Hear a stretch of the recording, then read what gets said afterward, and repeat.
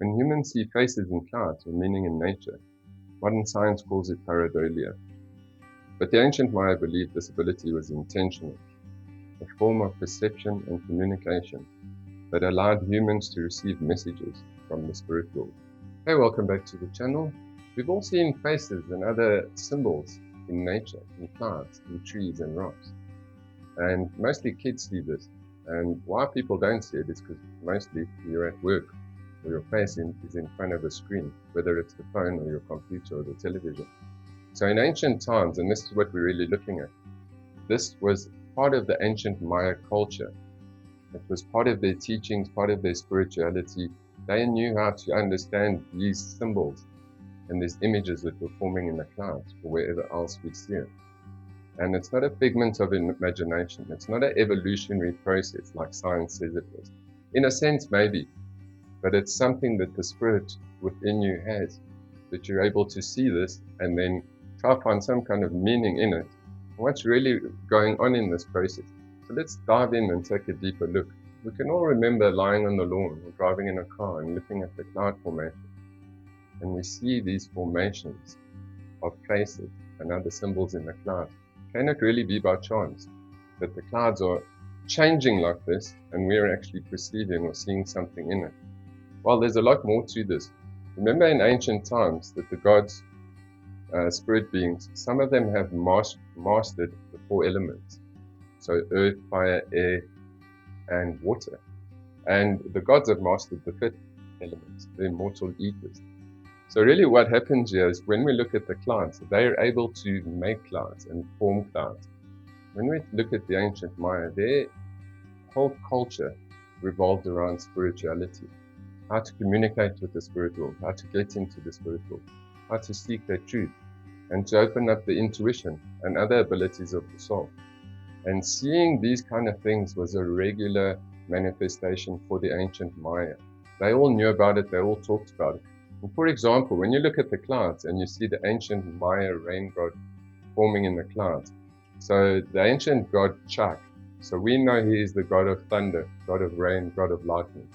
Yet he's the ancient of ancient days to the ancient Maya, if you can understand that. He is the main deity alongside with Kukulkan, the plumed serpent. So these deities are able to manipulate the 4 elements. They're able to manipulate the clouds, rain, and other such things. When we look back at the ancient Maya culture so that we can get an understanding of this, they had rituals, ceremonies, and prayers all around the rain god, the Mayan rain god Chaac. So they dedicated their ceremonies to the rain god so that he would provide for them. In other words, not just providing rain, but their harvest would be blessed and all other things would be blessed. According to the ancient Maya, they were trained from young, which was part of their culture, to look at the clouds and see the formations as the weathers are changing. And when their calmness, their quietness, their humility, when they let go of the thought process and they allowed the intuitive part of the mind, the true soul, to perceive, they could see these images in the clouds. And it wasn't just that they were seeing a face, they were understanding who they were seeing. And that process was actually a process that was going inside of them. Because remember, in all of nature, everything is connected.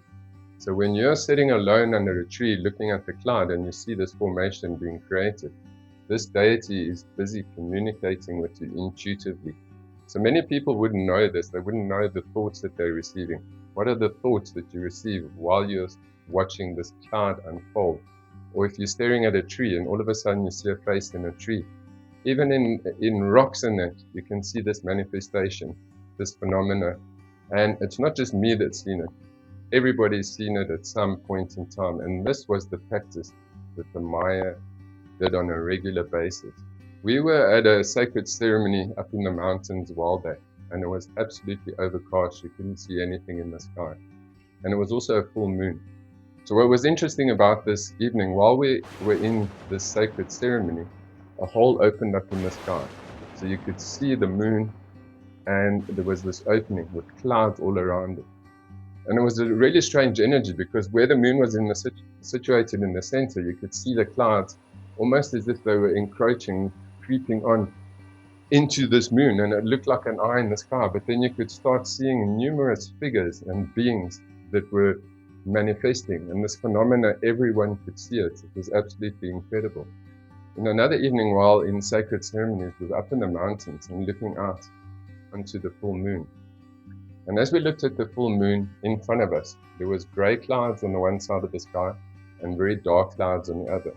These two clouds both formed simultaneously, and they were in the shape of dragons, both of them looking into the moon in the center. And this can't be by chance. Everybody saw this. It wasn't a vision. It was a manifestation that we could all see in front of us. And I'm sure you've seen similar things. And on this particular night, seeing the two dragons descending and the moon in the center, it was really quite appropriate, because in the ceremony, the ancient Naga, the dragons, the twin serpent, had appeared, not just to me, but to the entire group.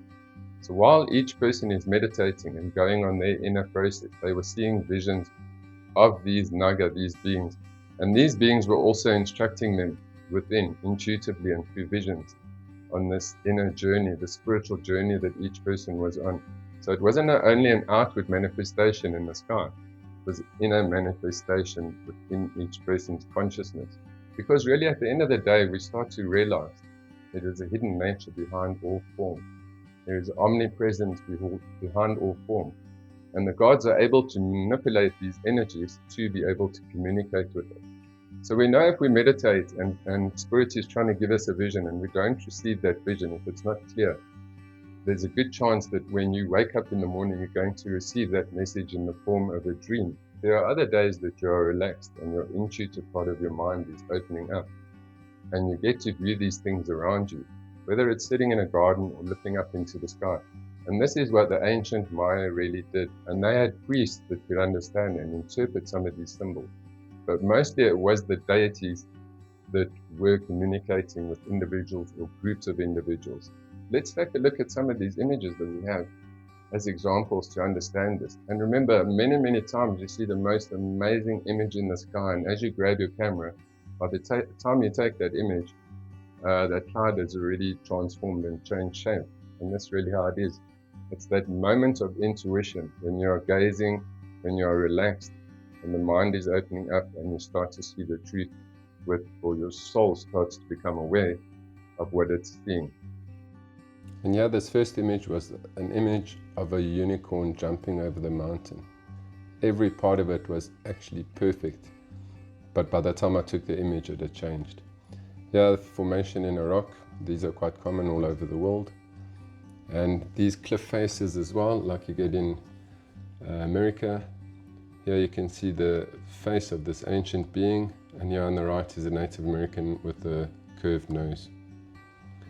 Here we have the sunset and the red ray, a near infrared ray, and a triangle with the sun in it, showing higher initiation. Here we have some different images of dragons. Some say this could be a sprite, but to me it looks like a dragon. Different kinds of dragons that we can see quite clearly. And here we have some more images of dragons, beautiful colors. Here we can see it rising, blowing the smoke out. Perhaps the Maya weren't projecting meaning onto the sky. They were trained to notice what most of us have forgotten. Because when the world is alive, it doesn't speak in words, it speaks in symbols.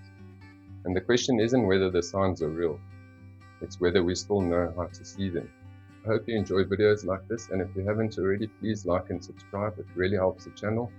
And to those of you that are already subscribed and watch my videos, a big thank you. And I'll catch you in the next video.